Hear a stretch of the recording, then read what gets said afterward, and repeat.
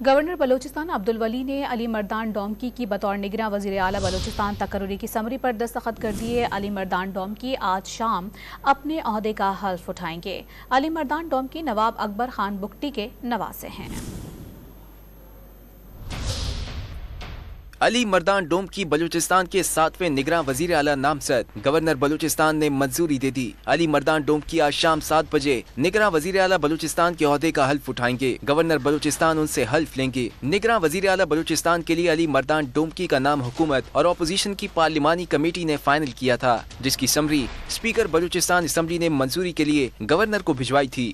Governor عبد الولی نے علی مردان ڈومکی کی بطور نگراں وزیر اعلیٰ تقرری کی سمری پر دستخط کر دیے۔ علی مردان ڈومکی کا تعلق بلوچستان کے علاقے لہڑی سے ہے۔ وہ سابق گورنر بلوچستان نواب اکبر خان بگٹی کے نواسے ہیں۔ علی مردان ڈومکی 13 اکتوبر 1972 کو پیدا ہوئے۔ ان کے والد میر حضور بخش ڈومکی 1975 سے 1977 تک سینیٹر رہے۔ علی مردان ڈومکی نے علامہ اقبال یونیورسٹی سے سوشیولوجی میں ماسٹرز کرنے کے بعد سیاست میں قدم رکھا۔ وہ 2002 سے 2005 تک تحصیل ناظم لہڑی اور 2005 سے 2010 تک ضلع ناظم سبی رہے۔ علی مردان کے بھائی دوستین ڈومکی رکن بلوچستان اسمبلی اور وزیر مملکت رہ چکے ہیں۔